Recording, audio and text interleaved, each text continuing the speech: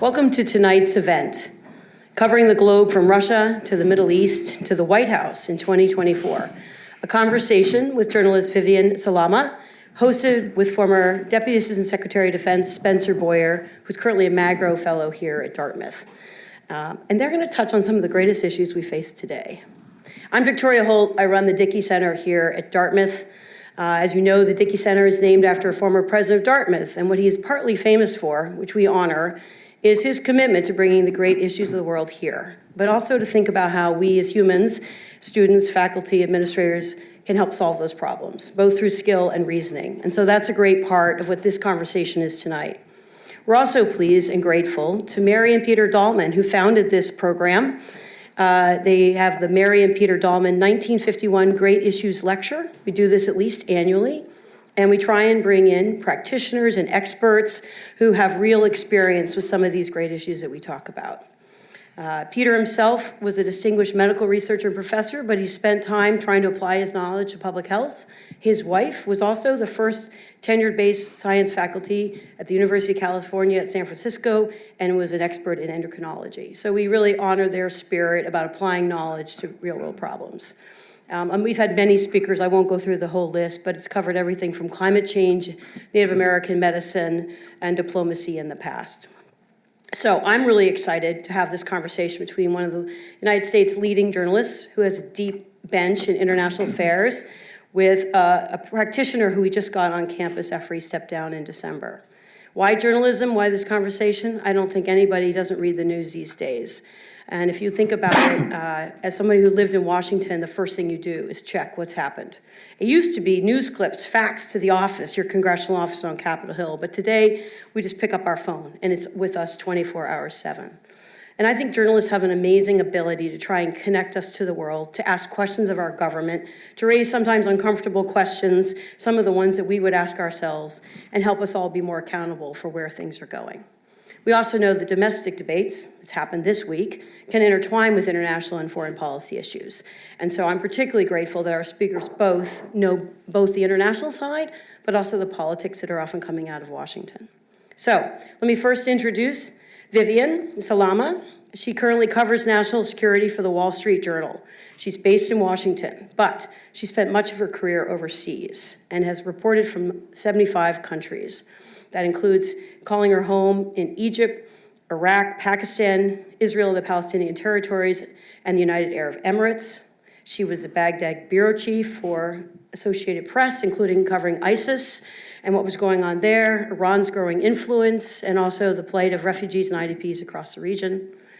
But maybe one of her proudest things in chatting with her is her children's book called The Long Journey Home, where she wrote about a Syrian boy who's forced to flee his home because of the war, coming out of her own experience meeting people in the area. She's got a long and fantastic resume, which includes a bachelor's degree in journalism, a master's degree in the Middle East politics, and a law degree from Georgetown University. And even greater will be Spencer, who's in conversation with her tonight. Spencer, as I mentioned, is the Magro family Distinguished Fellow in International Affairs here at Dartmouth, here at the Dickey Center. He brings decades of experience in law and foreign policy, foreign relations, national security, and from the public, private, and nonprofit sectors. I know him from his diplomatic role in DC. He recently just stepped down as the Deputy Assistant Secretary of Defense for European and NATO Policy at the Pentagon, but he's also worked, in my count, 6 to 7 different think tanks and nonprofits, ran the Brennan Center for Justice from NYU in Washington, has been in The Hague as a law clerk for the International Criminal Justice Tribunal for the former Yugoslavia, and also has a master's himself in French. So this is a formidable duo, and so I will step out of the way and let them have a fantastic conversation. So please join me in welcoming our two speakers. Well, thank you so much, Tori, for that introduction. Thank you, Vivian, for coming up and joining us here at Dartmouth. I know this will be a terrific discussion. Thank you all for joining, both in person and online. So why don't we just jump right in and start off with a little bit about your career. And I was wondering if you could tell us a bit about your trajectory to your current position and how your different roles, both in the United States and abroad, have impacted your thinking about world affairs today. First of all, Spencer, it's great to be with you, my friend from DC, and also great to be here. Thank you for having me. I've been so impressed talking to the different classes and spending some time, especially with the students, and you're all really, really impressive and should be very proud of yourselves as a whole. Yeah, I've been a journalist since the beginning, basically. I interned in college, and I got interested in journalism sort of by accident. One of the things that kind of intrigued me, I mean, I'm really dating myself now, but Princess Diana died when I was in college, and I was really taken by the coverage of it, and I was very intrigued by that world of journalism and the coverage of her death and what happened, the investigations that followed, and it kind of made me go and take journalism classes, and from there, I just fell in love with it and knew it was my calling. And not the biology major that I had originally intended to pursue. So, I went for it. I did internships in college, and for those students who have already talked to me in the last day and a half, you know that I am adamant that you should go and take internships if you're interested in journalism or pretty much anything. If you have access to internships, go for it. And so those internships really propelled me and got me my first job, and my third job, actually, at WNBC in New York. It just so happens that I am that generation that graduated just around 9/11. I graduated in 2000. And I was working and living in New York City. And when the attacks happened, it changed everything. It changed both my ambitions as a journalist, but also as a person. It just changed the way, the way I looked at the world. And one of the things that I really thought about a lot is why people would do this to us. It loomed heavy on my mind. Why would anyone do this to us? And I started to become interested in foreign affairs, and particularly after the invasion of Iraq, where there were questions about whether or not Saddam Hussein had weapons of mass destruction, whether the war was justified. I became a foreign correspondent shortly after that time. I moved to the Middle East. I started in Egypt, studied Arabic at the American University there because I felt like that was essential for me to function well. And I just moved around from there, one country after the other, and I just freelanced mostly, found opportunities where I could, worked for local publications where I could, English language publications, and tried to find as many opportunities, but also kind of put myself where the news was happening. And it took me around the world. I eventually was able to work as a staff reporter some places, and that kind of gave me a little more stability, a little more security in some of these dangerous places. But one of the takeaways that I had from all of that, in my initial quest to find out why would anyone do this to us, is that I came back to the US in 2016, and one of the questions that loomed heavily on my mind after that was, why did we get it so wrong? And I think it's something I think about all the time is, why is the rest of the world so misunderstood sometimes? Is it a problem with the way we're reporting, covering the rest of the world? Is it a problem in Washington in the way the government kind of perceives the rest of the world? And it's a question I continue to ask as events unfold, even before our eyes in the last year or two. So that's where we are. Why did you decide to come back? Well, I'm not going to bore you with all the problems of my back, my back throughout my back in the middle of covering a war in Iraq. But really, it was just, yeah, that'll do it. That'll do it. But yeah, guys, stretch before you run. That's my big. If that's all you take away from this lecture, stretch before and after you go running. So yeah, I had spent 13 years abroad, and I felt like I really wanted to, come home, kind of reconnect with my roots in the US, but also I was flirting with the idea of going to law school, and I did end up getting accepted into Georgetown's evening program, and so I was able to work my day job and still go to school at night, and so it just so happened that everything fell into place at the right time, and I got the opportunity to be in the DC bureau around the time I got accepted to law school. So that was a main driving factor, but in general, I would say coming and going, I'm not necessarily done with reporting overseas. There might, I might go again at some point in my career. Now I have a husband in tow, so we'll have to see if he wants to embark on the adventure too. But, I travel so much still from DC, so I don't think that I've left that world behind necessarily. As Tori teed us up, there is such an intersection right now between foreign policy, national security, and politics, and I'd love to get your view on the tension in Washington over funding for Israel versus funding for Ukraine versus funding for U.S. border security. There was some slight movement on Capitol Hill on the Senate side today for possible funding for Israel in Ukraine, but there's a long way to go and still lots of battles between the House and Senate and the White House. What's your take on this, and where do you see this all going? What are the stakes? Politics, it's pretty remarkable to me, and it continues to astonish me that even issues that have bipartisan support, like supporting Israel, even like supporting Ukraine, which that's changed, and we can talk a little bit more about that. But generally speaking, the vast majority of Republicans that you talk to on the Hill will tell you, yes, we support Ukraine's right to defend itself, and we condemn the Russian invasion of Ukraine. And yet, these have become flashpoints, especially as we are now in an election year, where partisan politics has essentially encroached upon these issues of national security, and the lines have become blurred. On top of which, then you throw in the border issue, which has become lumped in with this question of support for Israel and support for Ukraine, and you have a perfect firestorm of political events. And so the border, being a very, very partisan issue, is guiding basically, or holding the Ukraine and Israel aid. I don't want to say hostage, but it's definitely stalled efforts to get that through. And there has been progress, basically because I think behind closed doors, you have lawmakers going to each other saying, are we seriously holding this stuff up for Israel and for Ukraine? What's the point, Most lawmakers will tell you they believe it's imperative for U.S. national security interests to send this aid to give both Israel and Ukraine the right, the ability to defend themselves better against the threats that they face. And so it's gotten complicated.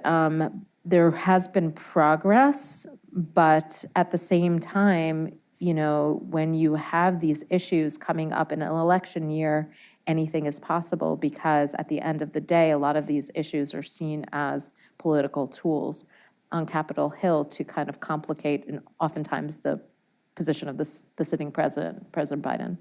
Let's go a little deeper into that and talk about what you're hearing from Europeans and other foreign officials and leaders. You spend a lot of time speaking with leaders from around the world. How concerned do you think they are with our presidential and congressional elections this year? What gives them the most anxiety? And maybe you could touch on, in particular, Ukraine, given that we have spent so much of the last couple of years focused on an international coalition, essentially to provide that assistance to Ukraine. How concerned are they about this maybe starting to crumble if we're not forthcoming more with aid or with politics in the United States? It's definitely a concern. This has been boiling over. I think the first time that I heard from someone that Ukraine aid was somehow, potentially at risk on the Hill was maybe late 2022, so not even a year into the conflict.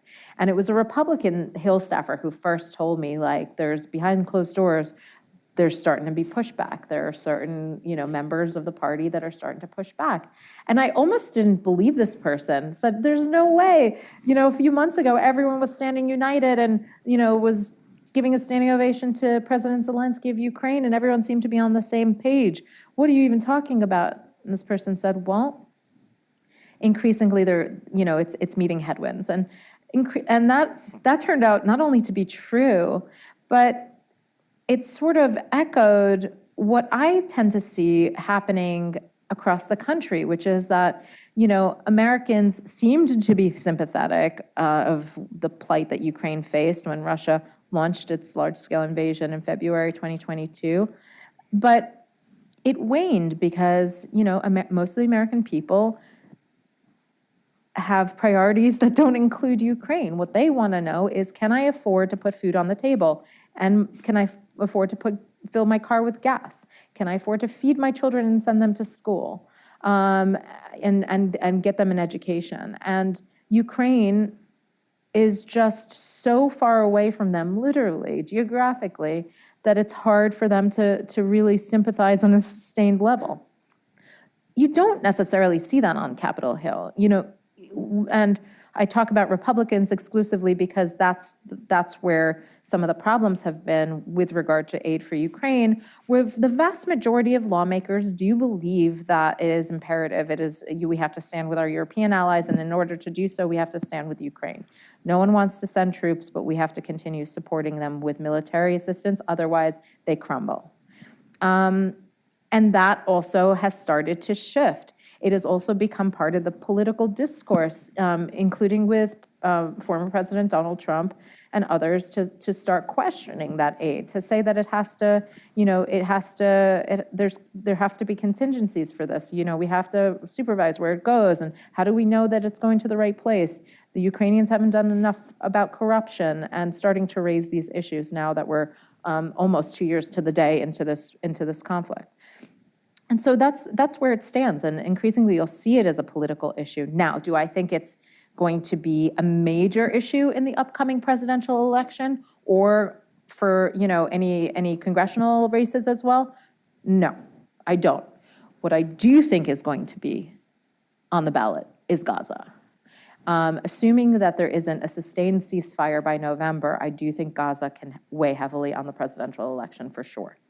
And that is something that I have not seen a foreign policy issue on the ballot probably since the late 2000s, or maybe definitely since the Obama years. Well, specifically on that point, maybe you could dig deeper. Why is Gaza resonating with the American public, and why do you think it'll be potentially a campaign issue versus Ukraine, which has been on the front pages for a couple of years and people seem to care about? Well, one of the things that happened with Ukraine is that we sort of hit a stalemate. Now, the administration refuses to call it a stalemate. The Ukrainians refuse to call it a stalemate. But there has been sort of a freeze in terms of their ability to win back territory. They have been fighting hard, but they have not really been able to make gains. And so for that reason, sort of the urgency of it has diminished a little bit, but you still have the Republican Party grappling over whether or not this is something that it should be a priority. Now, shift to the issue of Gaza, and we're talking about splintering within the Democratic Party mostly, whereas support for Israel has traditionally been a pretty bipartisan issue with some concern. What we see now happening in Gaza is a war that has been unlike the others. In terms of the length, for starters, it has gone on longer than any other, but also the sheer number of casualties and destruction of Gaza, which has, by all accounts, been unprecedented.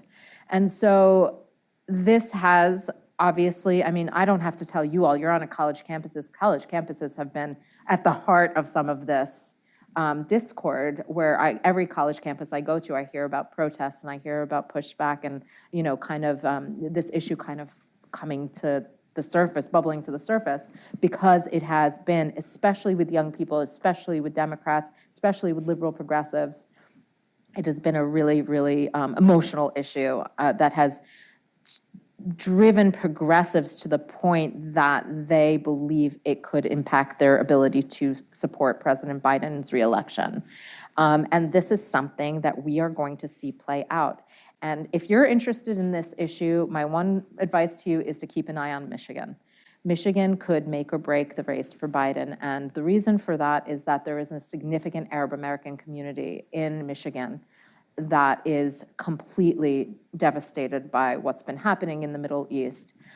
So much so, the Biden administration, Biden campaign are so concerned about this that they sent a big team of administration officials today to Dearborn, Michigan, to sit and talk with the community there, to really try to appeal to them and to hear from them, and find some sort of common understanding.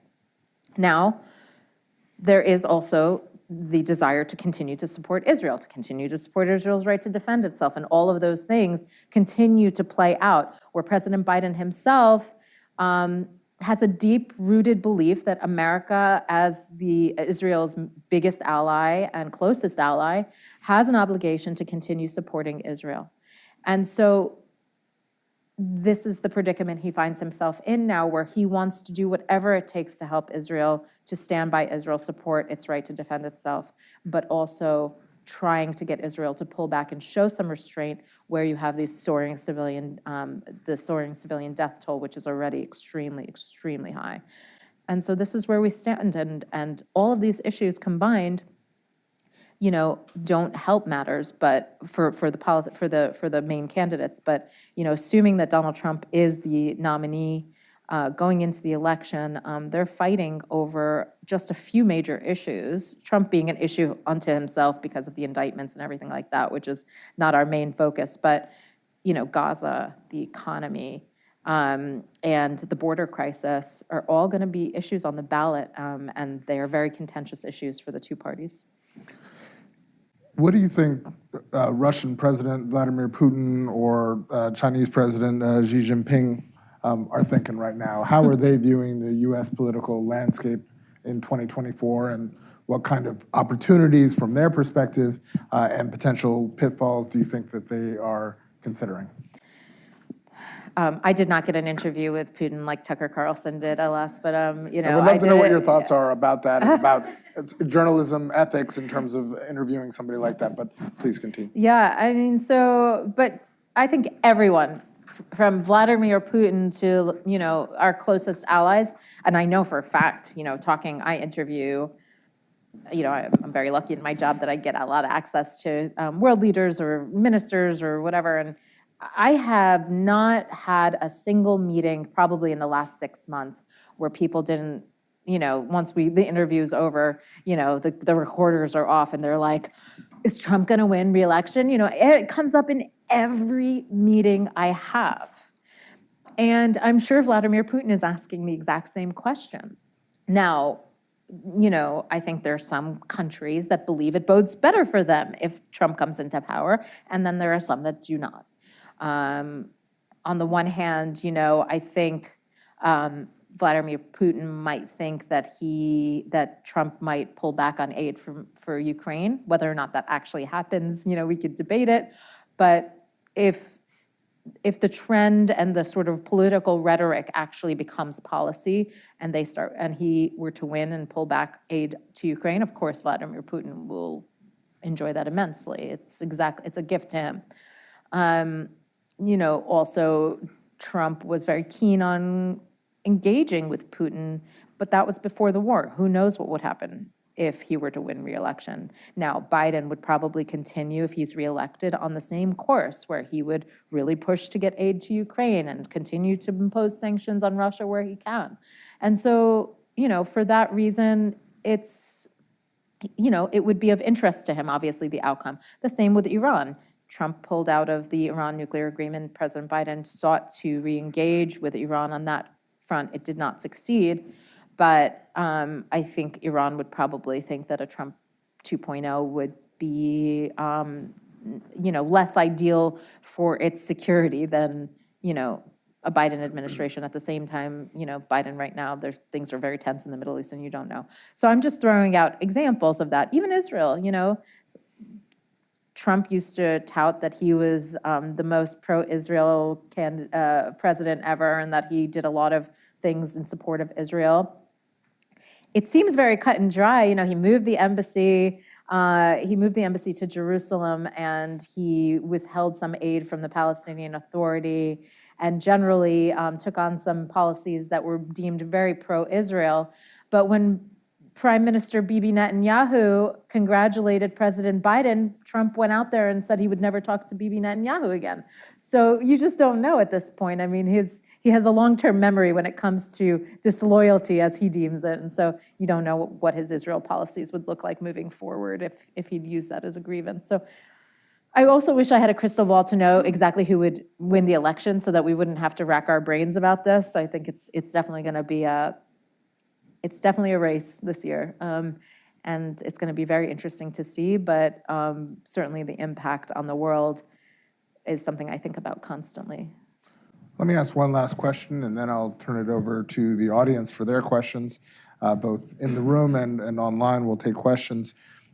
How concerned are you about foreign and domestic disinformation in this election cycle impacting the potential outcome of the election, whether or not we're talking about deepfakes, audio or video, or other ways of manipulating our election system.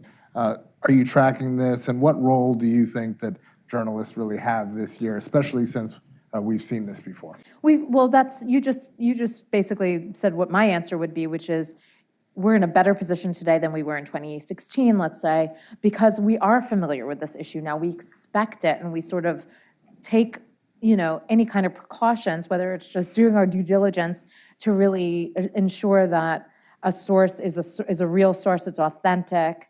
Also, the government has gotten better at detecting election interference as well and has taken precautions to do so. Is there room for improvement? Absolutely. But I think just the fact that we are aware of it and expect it puts us in a much better position to be able to prevent it from influencing, first of all, our coverage, but second of all, also impacting the outcome. And so I think it is a learning process, both for us as journalists and also for the government. We talk to them about it all the time to really push them on what they're doing to take the precautions that are necessary. And hopefully we're in a better place today than we were in 2016, but obviously it's something that not only the United States, countries around the world are having to be vigilant about. And it's, Russia has been the most, how do I say, their reach has been the most extensive as far as a lot of the election interference that's happened around the world. So many countries have pointed to Russian interference, but we know for a fact that the Chinese have done this, the Iranians have done this, and the others. And so it's something to really consider and watch for, and certainly educating ourselves is one step toward doing so. Great. Well, thank you so much. Let me take any questions here. Please, sir. Yes, please. I'm sorry. Wait for the mic. Hi. Thanks so much for coming to your school. I'm Mohammed. I'm a Gulf and Middle Eastern student. My question was based on your expertise. I checked that you have worked a lot on the Gaza and Israel issue. We have seen that the human life lost in that conflict has been way too much as compared to the war in Ukraine and other war. And it seems like it's going on still. Even the ICG ruled something that there is doubts of war crimes and other stuff. What do you think? Is it too late or too early for the U.S. to talk with Israel and tell them that they should adopt a separate approach to this issue concerning the human rights, the human lives lost? Should they adopt a different strategy? And considering the recent U.S. airstrikes in Iraq and neighboring countries, do you think U.S. as a human rights champion and as a world police in the global arena would still have that stand considering the next 5 to 10 years? Should they expect any shock waves? Thanks so much. It's a great question. Your second question especially is a great question. I mean, very briefly on your first question, the U.S. has been trying to press Israel to use restraint and has been asking it to kind of scale back its intense bombardment and do sort of more targeted operations. They've been pushing for quite some time now. Israel has not been so quick to evolve into the next phase, and it's been a source of frustration. I mean, I've reported and other colleagues have reported a very tense phone call between Prime Minister Bibi Netanyahu and President Biden in December, where, I mean, there was an abrupt, I think, the way I reported it, President Biden was like, this conversation is over, and hung up. So, I mean, it was tense, and they're trying really hard to get the Israelis to understand that the civilian death toll is at this point so catastrophic that there's, for the U.S. to then go out and talk about Israel's right to defend itself, it becomes very complicated when you have such a high civilian death toll, and it's really put the U.S. in an uncomfortable position. What are the numbers right now? Last check, it was about 30,000. I mean, if someone has seen the numbers today, it's over 30,000 at this point. And, the vast majority are civilians. Of course, Israel has defended its actions by saying that oftentimes Hamas embeds itself in groups where there's high civilian numbers, and so it's sort of it is a justified collateral attack, but the U.S. has not endorsed that, even though they agree that Hamas does embed itself. They have not necessarily endorsed the kind of collective punishment of civilians that has happened. So it's a really complicated situation. And remember, a lot of U.S. weapons being used in the process, and so that has also put U.S. in an uncomfortable position. As far as what they can do, I mean, really briefly, one I think, and I've talked about it with one of the classes, is I'm really fascinated in the question of U.S. leverage, weapons being among it, but also other kinds of political pressure. And I think they're really trying to explore the options that they have. I don't see them anytime soon withholding aid to Israel.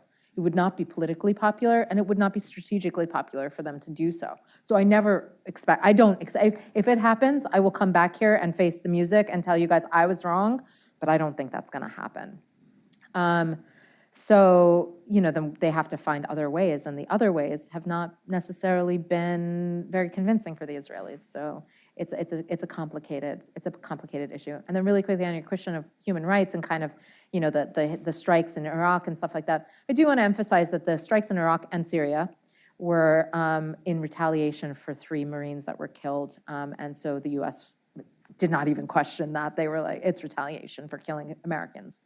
And President Biden had to take action. He had no choice in the matter. And I say that not as my opinion, but as a political move. There would have been blowback if he didn't take some action. Some people would have liked him to take more action. But at the end of the day, the question of, supporting human rights and, promoting democracy and human rights around the world, I mean, it's an age-old question for the United States. It's not limited to just the Middle East. It's been the question since the beginning of time, since before any of us in this room were around. And so I think the U.S. constantly grapples with that. Something I used to hear all the time overseas is like, America keeps on wanting to promote the spread of democracy, but American democracy doesn't necessarily fit our model of democracy. It's a subjective thing to kind of talk about, what is democracy and what works best for country X. And that's the view overseas that I really picked up. And just the American model of democracy doesn't necessarily work. And so that's where you start to get a lot of tension. So I hope I answered your question. Great. Other questions? Yes, ma'am. Right here. Mic down here, please. Blue shirt.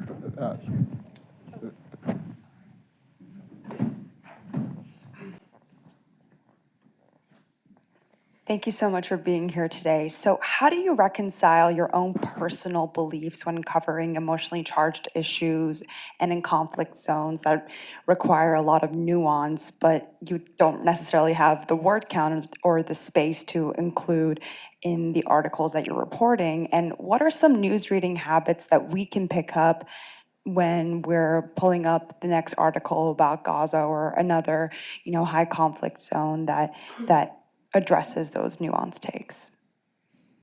Oh, word count is it's a source of heartburn for every journalist out there. We always want more words, always. And the beauty of the online journalism now that drives most of our work is that we are able to write longer stories. They tend to be condensed in the print newspaper, but I oftentimes will encourage readers to check the online version because it tends to be quite longer and more context. And then there's, the daily stories, which tend to be kind of in the 800, try to push it to 1,000 if my editors are, sleeping at the wheel a little bit.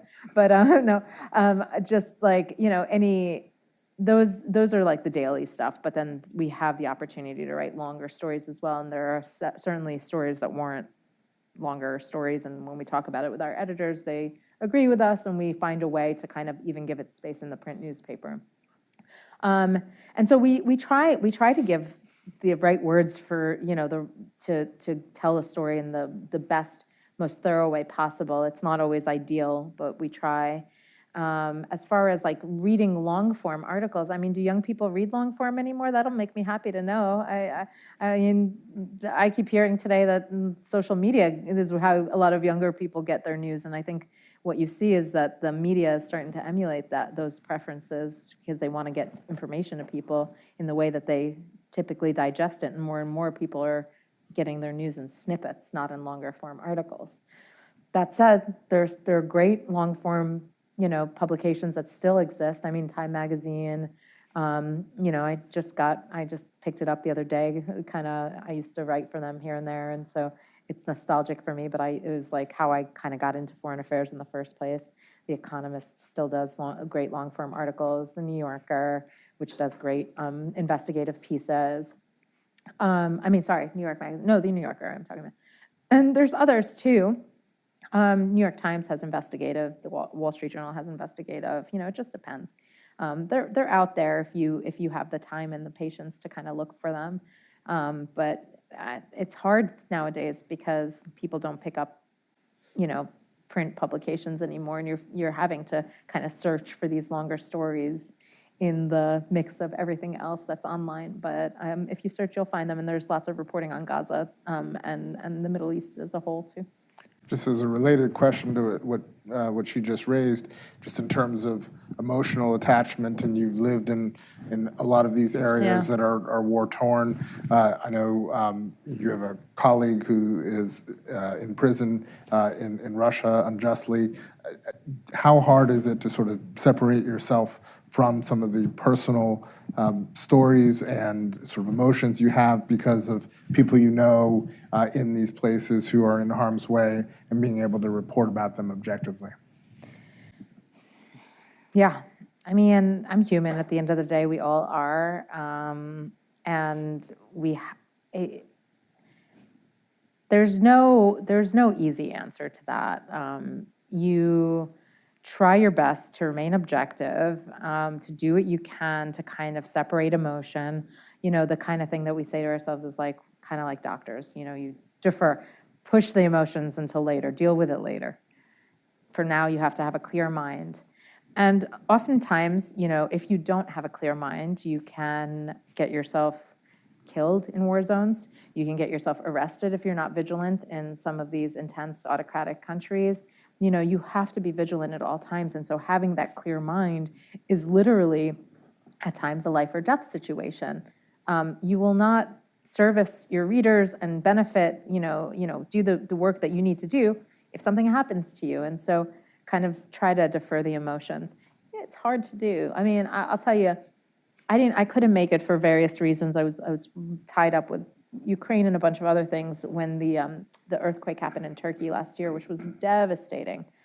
And I would talk to my colleagues who were on the ground because I was trying to support them from wherever I was as much as possible, and they would tell me on the phone it was traumatic for them, And I've experienced that too, and I could hear in their voices they were traumatized by what they were seeing, but they were still having to go out and report every single day about the devastating impact of this earthquake in Turkey and in Syria.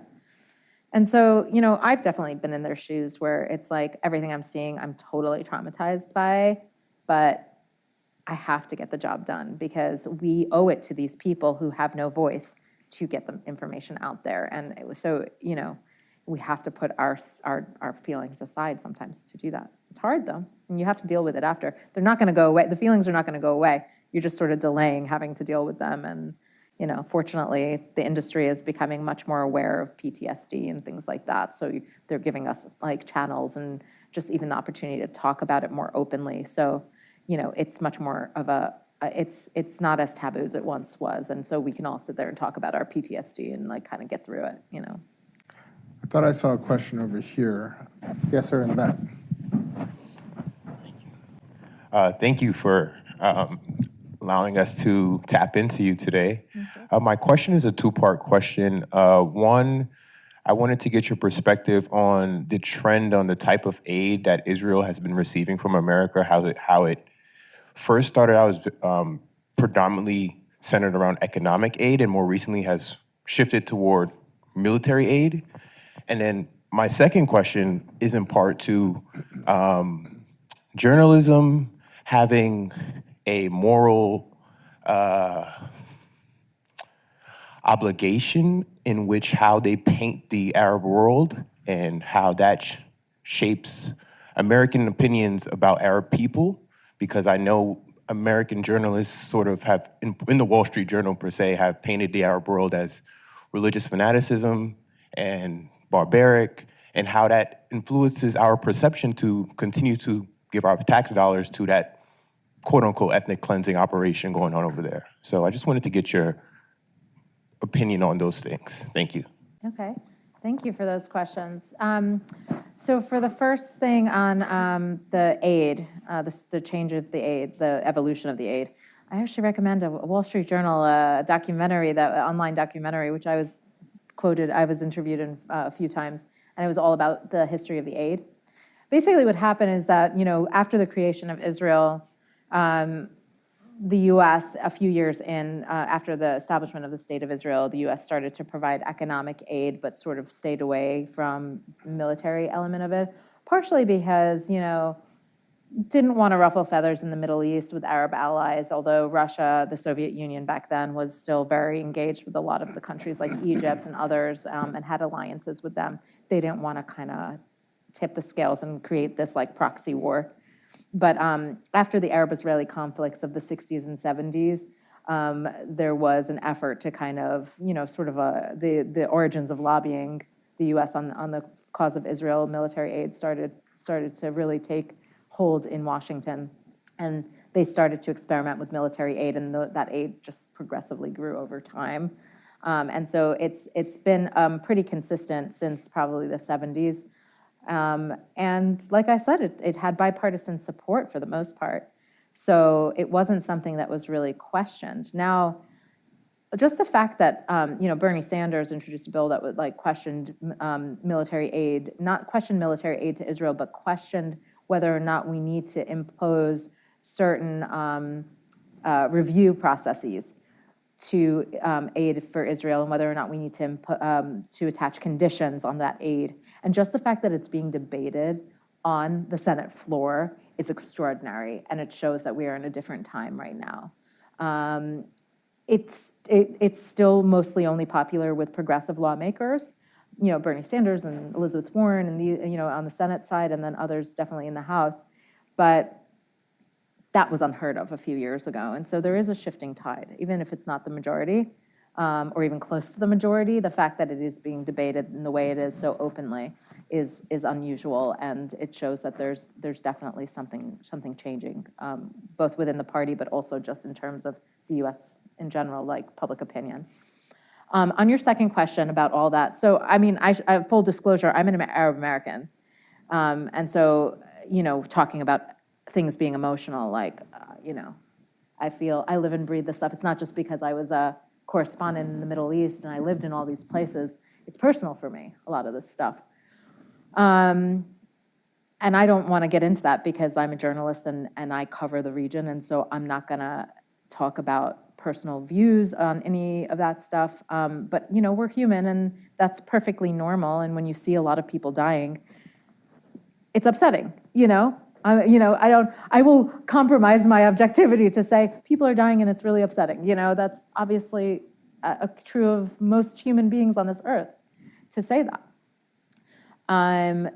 As far as, you mentioned editorial coverage and things like that, we are separated from editorial. The news division, the news operation is very different than the opinion pages. And that's true of every news organization. You have, whether television or print, you have commentary shows on the cable networks, and then you have their news shows. With the newspapers, you have the opinion pages and you have the news pages. We literally have no contact with each other. And so sometimes there will be, and I know exactly what story you're talking about, which opinion piece you're talking about in particular, because it was in recent days and it's gotten a lot of attention. There has been a lot of anger about certain opinion pieces that are written. We as journalists can't engage for multiple reasons. And so it's complicated, and it definitely spills over into the news. The mayor of Dearborn asked police to kind of go full force into the streets last week after an editorial that you're probably thinking of ran. And, felt like security was being compromised as a result of it. That's news. So it does spill into our world when that is the case. And so it's not a line that doesn't kind of get blurred sometimes, but we try to stay away from what the opinion sections of all the newspapers say because it will compromise our objectivity. And so it's not an ideal situation. I mean, we could talk about it for hours and I wouldn't have a good answer for you because it's just a very hard distinction that is hard for most of the public. Most of the public doesn't understand the difference. And we have to just kind of assure them, like, we are not opinion journalists. We report the news. We report the facts. Opinion has no place in what I do. And, hopefully you believe me, and hopefully, hopefully I convey that in my writing, so. Do you read? Pardon? Do you read the editorials? Do I read the editorials? Sometimes. Okay. I didn't mean that. Yeah, I mean, it's not necessarily my priority, but like, I will sometimes because it's important to know, because the thing about the editorials is like, do I want it to influence and or overshadow my reporting? No. But do the editorials sometimes give you a window into what certain people are saying about certain things? Yeah. So, it doesn't hurt to read the editorials. I'm not saying don't read the editorials. I'm just saying read it with the knowledge that it has nothing to do with what I do as a journalist. And the first 15 or so pages of the newspaper have nothing to do with the editorial section. So. Great. I think we have a question over here in the back. Hi, thank you so much for coming. I was wondering if you could comment on the increasing polarization of the New York Times and the Wall Street Journals representing kind of progressive and more moderate or conservative points of view, and whether that influences A, the types of stories being reported, and B, whether you're cognizant of that kind of ever dividing demographic between the two papers during your reporting and how the organizations are thinking about it. So you're asking a question that is a perfect follow-up to his question, because what you're talking about is the opinion section. The news section does not. And I assure you, I think someone in the classes asked me earlier, and I have never had anyone try to tell me or push my reporting in a direction. I swear, I'm not just saying that because whatever, I'm in an audience in front of camera. It has never happened, and I don't think I would want to do the job if it did. It would really compromise my integrity as a journalist and my ethical beliefs. So that's not the case. What you're describing is the editorial section, the opinion section, where one is traditionally tends to be viewed as liberal and one is conservative. But our news section, I'm sure you, if you put our articles side by side, they're pretty similar, I hope.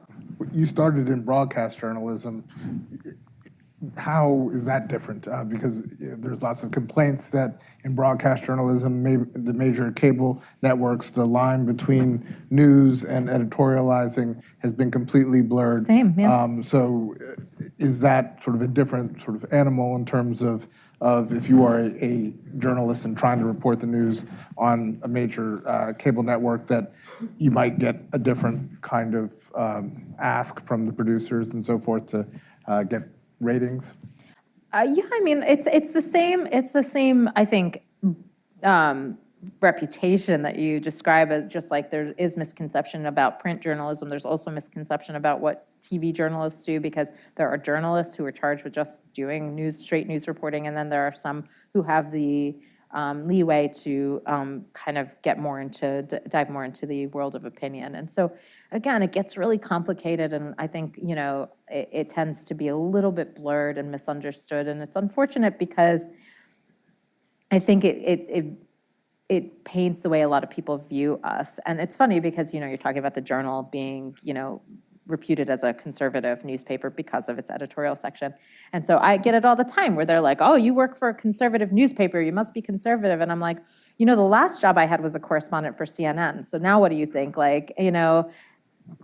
It'll be anyone's guess and I'll never tell you. So but that's the point, is I think if you look at the resumes of most of these journalists, you will find the news people I'm talking about. Again, the editorial people are another world. They do their thing.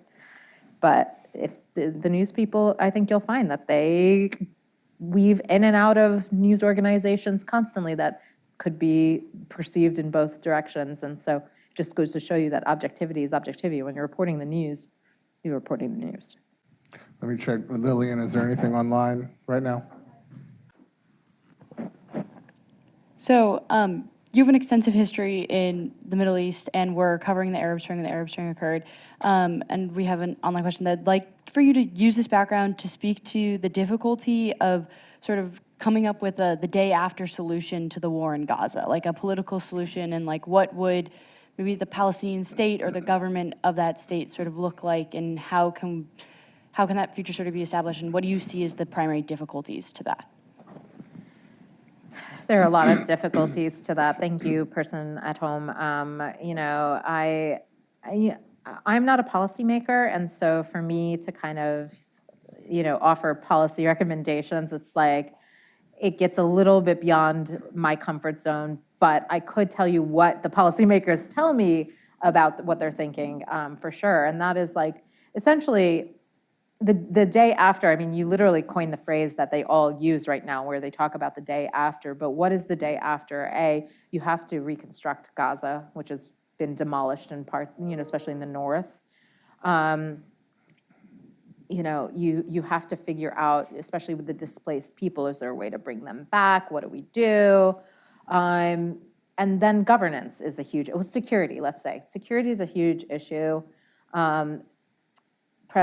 Prime Minister Bibi Netanyahu has said that the IDF, Israel's defense forces, will not leave Gaza, you know, and will continue to secure it. But that kind of gives the uncomfortable question of occupation, and the U.S. has been very clear that it does not condone that. It would not like to see Israel's defense forces to linger in Gaza. And then you have the question of, you know, governance. And right now, the only option, according to policymakers I've spoken to, is the Palestinian Authority, and they've spoken about this very openly on camera too. The Palestinian Authority, which is the best of worst case scenarios, you know, essentially, because they are incredibly unpopular, both in the West Bank, but especially in Gaza, where they essentially elected Hamas because they did not want the Palestinian Authority to run things in Gaza. They're viewed as corrupt, they're viewed as weak. It has not helped that they've also had their funds depleted. Read the Wall Street Journal in a few days. I have an article about this, actually. You know, their funds have been depleted. And so it is complicated, that question. And so right now, the U.S. is scrambling to try to prop the Palestinian Authority up because they believe that is the only solution to kind of an intermediary, like temporary governance. There are no good answers, you know, and that's the bottom line, and that's what I hear from policymakers all the time who are literally pulling their hair out over this question. There are no good answers. But none of this can start until the fighting stops. So that's really the big question. When the fighting stops, then the day after question can be explored. And right now, we don't see the fighting stopping, at least not permanently. We are on the cusp, potentially, of another temporary ceasefire. We'll see if it comes through. But until the war is over, you cannot talk about the future of Gaza. So TBD. Dickey Center Director Tori Holt has a question. Well, thanks so much. Mine's two parts. Okay. You two obviously met many years ago, but, you know, Spencer, when you're in government, are you reading talking points when you're talking to your friend, the journalist? Can you tell me first a little bit about how that works, covering the government? Is it on the plane when you're traveling to Europe? Just tell us a little bit more about that. And then second, you're both lawyers, and yet that's not your primary profession. How does that inform either your work in the Pentagon or your work as a journalist? Thanks. Isn't like, there's some obscene percentage of lawyers in DC. It's like, It's a large number. someone told me there were 250 that lived in my building when I But it's such a large number that it doesn't help you at all to get out of I jury know, duty. I know. They're like, oh, I'm a lawyer, I can't be on jury duty. They're like, everybody's a lawyer. It's very so it in doesn't matter. vogue to get a law degree in DC. So the talking points. Yeah, I mean, from a government perspective, I mean, most of the time when you are talking to journalists, there are formal channels where the journalist is going through public affairs at the agency, State Department, Defense Department, and so forth. You set up a formal interview. I have traveled often with journalists who I know are some of your friends. When I've traveled with Secretary Austin and there are press gaggles, you'll go and do kind of a formal thing with them, but then they might set up an informal sort of background briefing kind of thing. So there are lots of opportunities to do that sort of thing or to be interviewed. But then there are informal connections that you can have with journalists who might reach out. And so Vivian and I had met before I was in government most recently, so in between my time when I was in the intelligence community and in the Department of Defense.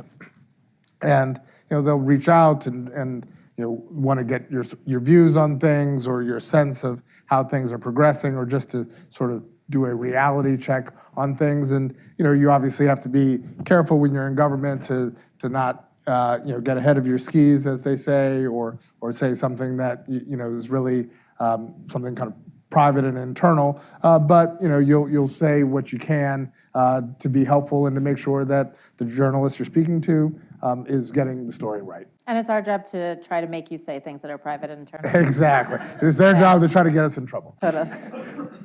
Yeah, I mean, it's interesting dealing with government officials, because obviously we know that they could potentially be taking risks, and especially when you start delving into the world where I'm in national security, where there's classified information and things like that. Government officials, they take a risk by talking to us, and I'm not talking about Spencer, who always was by the book, but there are officials who will talk to us and will kind of cross that line and share things that they're not supposed to be sharing. And they take a risk when they do that. Certainly, at risk of losing their job at best, and maybe even going to jail at worst if it's classified, highly classified. So we take that very seriously, and we respect that, and we have to be very responsible. We also take on the burden ourselves, because when people talk to us like that, it is with the knowledge that we protect their identities and take it to the grave. We protect their identities and at risk of going to jail ourselves, and so that's something that I take very seriously. And I will say one thing about kind of reaching out to sources and stuff like this, because a lot of you are going to be hunting for jobs soon. I probably send out, this is no joke, I'm a little obsessive when it comes to trying to get new sources.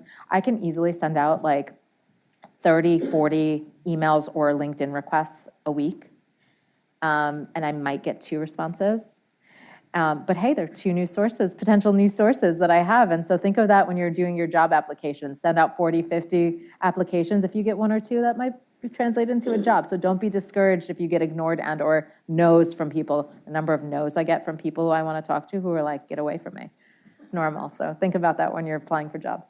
And the second part of your question on the law degree, for me, I got my law degree in the mid-90s, and I did a fellowship at NYU School of Law to specialize in public international law and the work of international organizations, and that directly led to my being a law clerk to the president of the International Criminal Tribunal for the former Yugoslavia in The Hague, and a couple of other tribunals in Zurich dealing with Holocaust-era Dartmouth bank accounts and sort of resolving claims to those, a International Court of Arbitration in Paris. So that, I felt, provided a great grounding and foundation for some of my international affairs work later. When I moved into foreign policy and national security, certainly you gave me some insights into the work of international institutions and how they play into the system. And my job at the Department of Defense, where I was overseeing the day-to-day defense relationship between the US and NATO, the European Union, and then 40 countries in Europe. I think that my background has helped me to understand how these international institutions work together and work within a larger global system. I'm still trying to figure out what I'm doing with my law degree. So I'll get back to you. All right. Let me I'll go here, Mohammed. If we have time, we'll come back to you.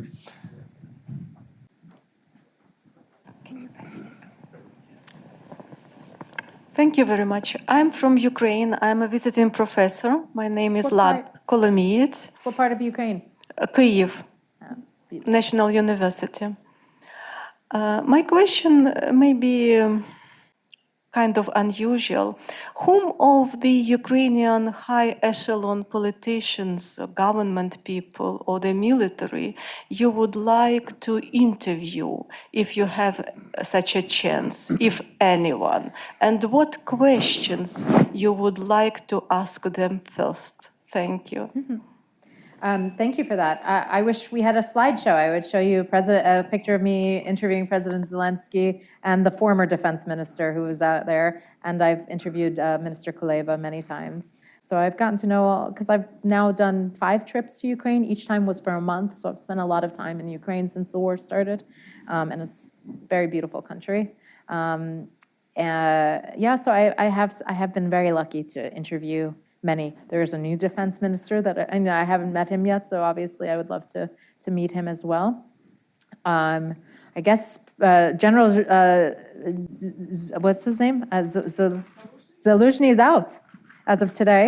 The general who was leading the offensive for Ukraine was fired today.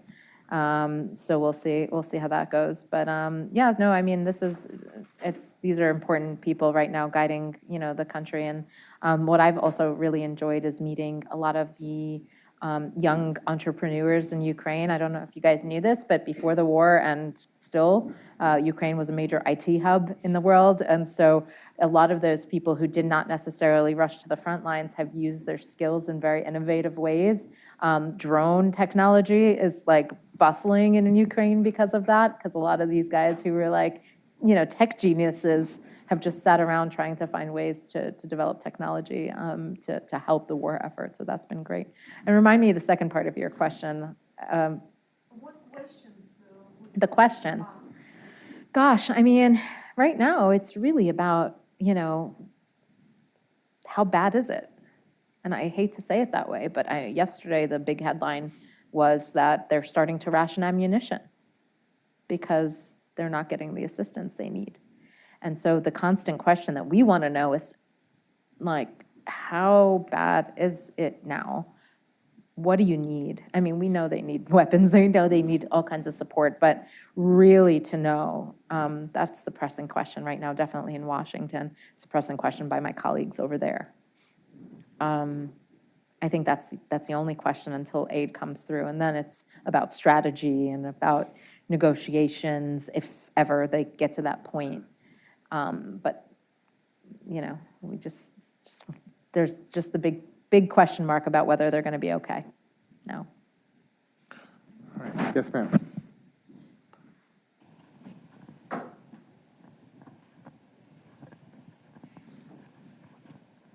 Thank you so much for being here. My question is about, so we've seen that there's increasing apathy and desensitization and a seasonal nature of attention when it comes to the general public. And I think that it's often attributed to the 24/7 coverage of news and also the choice of what is emphasized, what news is covered. So as a journalist, how do you ensure that whether it be from the humanitarian crisis in Yemen to then Ukraine, Say that again, Russia, sorry, I didn't hear this last part. Whether, as a journalist, whether... from the humanitarian crisis in Yemen to then Ukraine, Russia to Israel, Palestine, we've seen that what the public cares about changes very frequently, which also then does influence what policies are emphasize what's important to voters. So as a journalist, how do you think choosing what to emphasize, what to cover, what you're giving importance to influences this, and how do you ensure that it doesn't just keep changing? I mean, this is something that we grapple with all the time, and I, especially since moving to Washington, where we cover the world out of Washington. We cover policymakers, what they're doing in Washington, but we also cover the world. And there's one of me and too much of the world to cover. And so it's a constant dilemma for me in terms of, oh my gosh, the situation in Gaza is so bad, I need to put all my effort and attention into that right now in the Middle East more broadly. But, there's this dilemma of Ukraine and like, what are we going to do about Ukraine? But that's at the moment, from my perspective, because I'm based in Washington, we're very focused on the Hill, on Capitol Hill and what's happening there. I mean, even a few months ago, we were talking about Niger and the coup in Niger. And, a few months before that, it's a Chinese balloon, that's a spy balloon that's floating over the United States. I mean, we have, we're dizzy a little bit from all the news that we have to cover, and we have to just try to prioritize what the biggest stories are. But oftentimes, I mean, I'm not just covering one thing a day. Like, there are easily, I think there was a week ago, like last Friday, I might have had 6 bylines, 6 stories. It was an unusually crazy day, but they were all on different topics. And so sometimes I'm able to do multiple stories in a day that cover completely different topics. And then sometimes I really have to put my focus on one story to make it good, in-depth, investigating, and things like that. And so we just all try to balance each other out. So if I'm focused on a story about Ukraine today that needs a lot of attention, I have colleagues who can focus today on Gaza or focus on whatever the other issues. It's never ideal. There's too much of the world to cover, and we would wish we could cover all of it very equally. But, the good thing is we're also a big news organization. So if I'm focused on something else, we have other colleagues who are doing other things. Other questions? All right, let me go back to Mohammed real quick, and then Hannah, you go. Thanks again. One more question. I really appreciate that you have been very honest and open about many things we have talked so far. Just to follow up on things we mentioned, since the October 7 attack happened, we see a bit of rise, not a bit of rise, but a good amount of rise in anti-Islamophobic and anti-Semitism. And we've also seen we have seen the events unfolding a lot of cancel culture. And I'm pretty sure no one is immune to that. We have seen big people getting canceled because of either anti-Semitism or Islamophobia.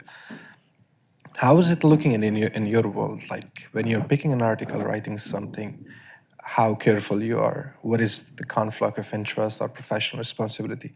And also, like, as a second part of this question, which is connected, how does the lobbying looks like there in your world? Like, there's a strong lobby going on, intense lobby for both sides. So have you came across any incident like that or anything? Thank you so much. I'll answer your second question first. I mean, lobbying, even if they did try to penetrate our world, we don't answer to anyone. Like, we don't answer to governments, to lobbyists, to anyone. We're journalists, and we report on the facts. And, we talk to everybody. I mean, we talk to lobbyists all the time. We talk to government officials all the time, but they do not dictate any coverage. We try to be as balanced as we possibly can. On your first question about cancel culture and all that, and whether they've come after us, I mean, I get angry emails every single day, and I don't know if that necessarily means I'm canceled or if they're just angry people. You can't please everyone, and there's always going to be someone who takes issue with things you write, regardless of how objective they may read to, she may read it and say, like, this is a pretty objective article, and you may read it and be like, this is terrible, and they may read it and be like, this is, it's okay, it's a little bit slight, seems right, and these guys will read it and say it seems left. I mean, it's objective, how you perceive. We just have to go out of our way to do the best we can to represent all views, all sides. If it's a conflict, all sides of the conflict. If it's a political issue, that all parties are represented and all points of view. It's important to humanize stories when you can, and show everybody who's affected. Talking about, let's say, we focus a lot on Gaza because, the events there have been quite catastrophic. But we also have to remember that, obviously we talked a lot about what happened in Israel on October 7th and the tragedy that happened there. But then there's also been economic impact that's happened as a result of it. And other, kind of repercussions that have happened domestically, and we can't forget it. Is it on the scale of Gaza? No, it's not to that degree, but it still was a very traumatic national event. that has to kind of get recognition. And so, you always just try to make sure that you reflect those views, and to do so in a way that also incorporates history and that educates the public, to make people understand sort of the backstory for all of this. One thing that I talk about with 9/11 and how I went overseas, understanding history is so important to understanding world events. And I think that's definitely true with the conflict between Israel and Hamas. I think it's true with the conflict between Russia and Ukraine. Understanding the history is so vital to understanding current events. And so, we try to also incorporate that as to the best of our ability in our reporting, so that we provide context for people to go away informed. Eleanor, do you have a question?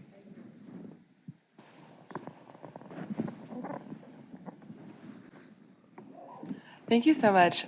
It has been so incredible hearing everything you've shared with us today.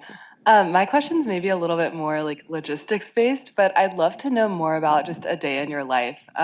Following the conversation from that side of the room, when you have so many bylines in a day, how do you balance receiving all this information, synthesizing it, maybe like splitting it with your team, studying the history as you just talked about, and then actually finding time to write these articles? Like, kind of, how do you balance that in your work?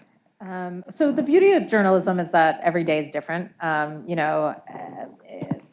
Some days are hair on fire from like morning till night, and some days are, you can chill and kind of look at your computer and catch up on your expenses, and there's a lot of that. But in terms of being able to kind of do all those things,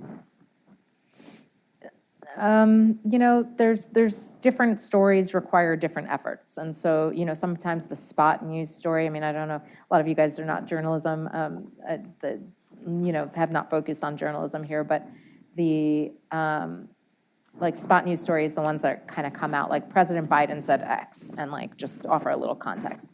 And then you have the opportunity to do news features or, more investigative stuff, where then you have to really dig into the history and stuff like that. And you tend to allocate a lot more time to do something like that. I wish we had more time with several wars going on at the same time. Sometimes we wish we could do more of those, and we tend to do more of the quick ones. But sure, understanding the history, in general, I happen to be someone who spent a lot of time both studying about and reporting in the Middle East, and so I'm pretty familiar at this point. But also, I hadn't spent as much time reporting on Ukraine and Russia, and so the number of books I had to read to really kind of go in there confidently and feel like I know what I'm talking about was very important for me. And that's not to even mention the fact that I don't speak Russian or Ukrainian. And so for me, I pretend to now because I know some phrases, but that to me put me at a disadvantage because I felt like I missed some of the nuance. Eventually I started to pick up on, the fact that they're great examples. Now I'm kind of going off topic, but I just want to offer some examples of how certain context and nuance paints the pictures of a lot of things. And in Eastern Ukraine, where there is people were torn because they felt like they were culturally more similar to Russia, but they still felt very Ukrainian, and most of them, their native language is Russian, even in Eastern Ukraine. There's a push now to Ukrainianize the language, linguistic push, and religious push to kind of adhere more to the Ukrainian Orthodox Church instead of the Russian Orthodox Church and things like that. And so you would talk to people, and especially I don't know the language, I'd be out there reporting, and someone would be talking to me in Russian, and I have a translator, and then in the middle of it they would switch because they really want to emphasize sort of their adamant devotion to Ukraine, and so they would switch mid-sentence to Ukrainian, and that's nuance that you pick up along the way, and eventually I started to pick up a little bit on the language, and so I was able to be like, wait a minute, he just switched. That's really interesting. I want to put that in my story to emphasize that he was doing that. And so I really digressed from your original question, but the point being that you have adventures along the way, and you learn a lot in the process. And I don't necessarily have a day that is similar, and so you pick up all these amazing life experiences along the way, and that's basically the point of what I was getting at. Okay. Well, We have another question from online. So this person asks, do you think would be the possible tripwire that would result in direct NATO engagement with Russia? Nuclear, probably, at this point, or an attack on a NATO country. I mean, there was a close call about a year ago now, maybe more. Poland. It's probably the Poland thing. Remember that? I'm sure many of you guys are brilliant minds, and so you know that there's something called Article 5 in NATO. I mean, Spencer is much more of an expert than me, so he could probably tell you all the details, but NATO 5 is essentially offer, like, you go and, common defense policy of, you defend you rush to the defense of any NATO ally that's under attack. And there was a report that turned out to be incorrect that surfaced in the media, not the Wall Street Journal. I don't want to throw my colleagues from other publications under the bus, so I will not name the publication, but it's very easy to find online. Where the reporter had intel sources that said that Russian missiles had fallen on Poland. And we all turned to each other and went, Article 5, we're going to war. That was it. We were all kind of bracing for it, and all of us were rushing to our desks and calling sources like crazy. And funny enough, our sources were like basically telling us to slow our roll. Slow your roll. This is not happening. Just take a breath. Let's see what this is about. And it turned out that they were Ukrainian misfires that landed in Poland. Yes, missiles landed in Poland, but they were Ukrainian missiles that were misfired. And so that was an episode where we thought we were going to war, and that would definitely, if it was a Russian missile, it would not have been a good scene. But also, by the way, Russia was the first one. Russia was like, it wasn't us, because they knew Article 5 that would pull the U.S. into the U.S. would be obligated to respond, as would all NATO allies, and so the Russians did not want to take responsibility for that. But I think the bigger concern, if you talk to people in Washington, they're less concerned about that, and they're more concerned about nuclear. I think that's the biggest issue. Or chemical weapons, but nuclear especially. So another question, Lily? I'll be honest, this one's just from me.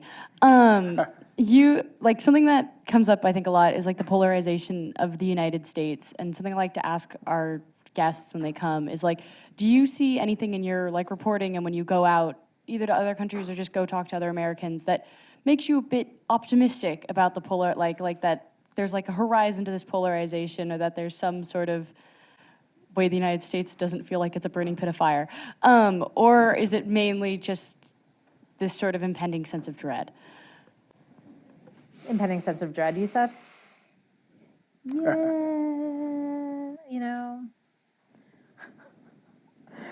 let me find my words. There's a lot of polarization, for sure. But I felt like there's a lot of polarization since I moved here in 2016. I mean, I came back from 13 years abroad, and I was like, where am I? It just felt so intense. And I think that throughout history, there have been periods of time like this. I mean, I talked to my older colleagues who were like, Vietnam, it was crazy in those days. You don't know. This is not even close to, I think social media tends to fuel the fire quite a bit, and just the access to all these different, television networks and YouTube, and I don't even know what. I think that just makes the noise seem louder. I do think that there have been periods of time like this. I mean, just even with the relationship between politicians and the media being tense. People tell me that the era of Nixon was intense like that too, and that President Nixon was very, very, had a very tense relationship with journalists. There was a lot of public discord in those days, and so I'm not old enough to make a comparison myself. So I would like to believe that this is, it's just the waves of time. But I'm sure that social media doesn't help matters, so it makes it seem like all the tension and all the discord is on your doorstep at all times, or on your phone at all times. Yeah, I'll chime in on that one Yeah. as well. I might be a little less optimistic, or maybe look at this time period as maybe more intense than you do. I've made it a point to anecdotally pulse some older generations about the different time periods that you were mentioning, and sort of Vietnam and civil rights era and so forth. And I do feel that this is a very different moment, that the intensity has been ramped up to a degree, and perhaps because of social media and the way information moves nowadays, that it feels more, certainly feels more divided. And certainly many analysts say that we haven't been this divided essentially since the end of the Civil War by a lot of metrics. Doesn't mean that we can't get out of it eventually, but I also think that we have to recognize what our country feels about sort of the other side. I mean, there have been a number of polls that show that we are more segregated now by political party and by sort of our political views than we are by race and by other metrics. I saw one poll showing that nowadays only like 4 or 5% of those who are, one party would be okay or happy if their child married somebody of the other party, which is, insane compared to what it used to be, Totally. 40 or 50 years ago. So, that being said, we are self-segregating. We are starting to look at, or continuing to look at, each other as the enemy if folks have a different view, and we have a system that hyper-polarizes that. And, as we know from our past elections, we have actors, both domestic and foreign, whose whole goal is to exacerbate those tensions through disinformation and other means. So it makes it harder to get out of that cycle. It does give me hope to see certain groups that are trying to figure out how to break through that and find alternative sort of ways to bring us together on the political front and so forth, but it's going to be tough.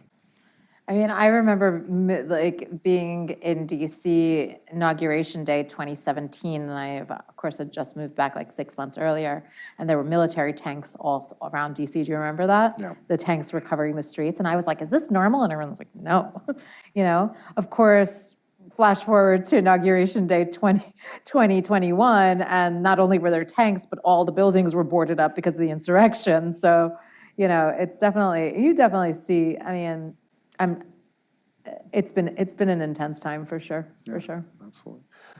All right, I think we are getting to the end of our time. If there are no other questions, why don't we give a round of applause to our guest?